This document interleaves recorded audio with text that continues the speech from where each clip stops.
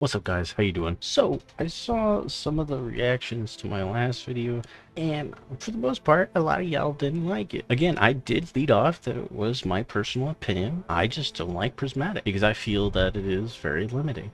But I took some of your guys' advice and decided to branch out and try some new things. So I have 3 builds that I did, 2 that don't include Consecration or Knockout, because apparently somewhere in the video I said that those aspects of Consecration, Stylus Execution, and Devour are the only things you can pick, that you can't use the other aspects, which I very clearly never said. So 2 of the builds, the aspects that are used are not Consecration or Knockout. So for the first build is built around Diamond Lance and the Cadmus Ridge Lance Cap. How many of you guys can say you've ever used this? Well, I thought, hey, if I'm gonna build a prismatic build and take advantage of these other aspects, why not use something that increases the Diamond Lance? I'm gonna say it's bad. It's not very good. Like, one of the biggest problems with Diamond Lance is that if you kill something with a stasis weapon or an ability kill, like, you have to go and grab the Diamond Lance. So you have to put yourself in danger to go and grab it, and then you might freeze something and not even a guaranteed kill.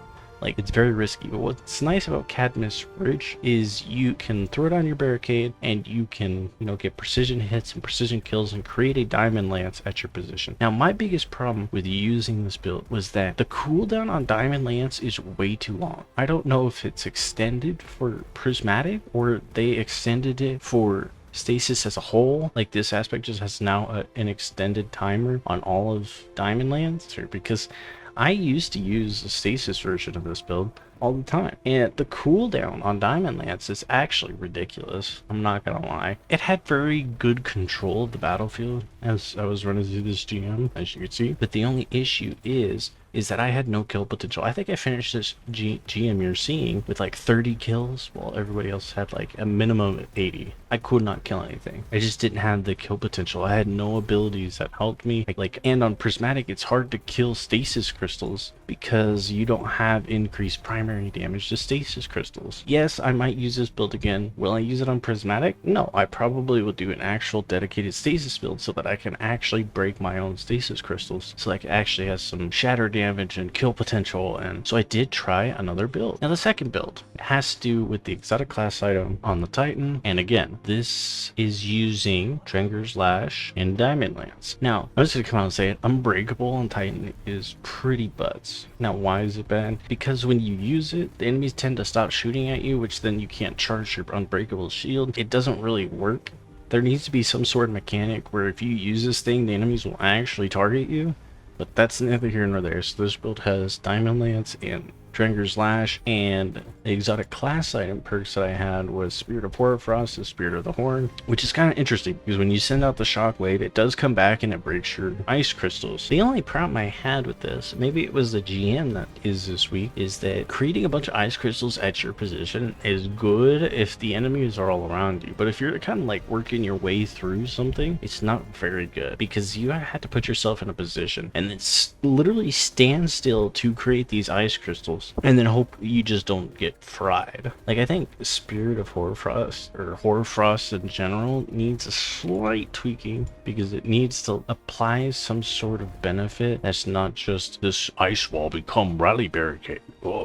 It needs to apply another benefit because there's literally no reason to ever use this. If you're using your barricade, you're probably either not near enemies or you're trying to keep them killing you. And yes, the ice crystals will keep them from killing you, but especially on Prismatic, it runs into the problem like you can't kill your stasis crystals very fast. It takes like 4 or 5 primary shots to break a stasis crystal, so it becomes ineffective. And I will say, this build with the Hoarfrost and Spirit of the Horn, I ended up wiping on the GM like 2 or 3 times. I just could not do anything with my build. Honestly, Spirit of Hoarfrost and Horn might have been better with Consecration because I could actually break my stasis crystals. But that's neither here nor there. The last build that I have is a standard Consecration and Knockout, and this build is crazy. It makes this GM fall over like a wet paper noodle. And for some reason in the last video, everybody thought, or at least a few people thought, that I was saying that Prismatic was bad. I never once said Prismatic was bad. I said I don't enjoy Prismatic because I feel like like you're very much locked into what is good on the classic. That's the only thing you can use and be effective. And some might say that I didn't build craft enough. Well, I'm not going to sit around the pale heart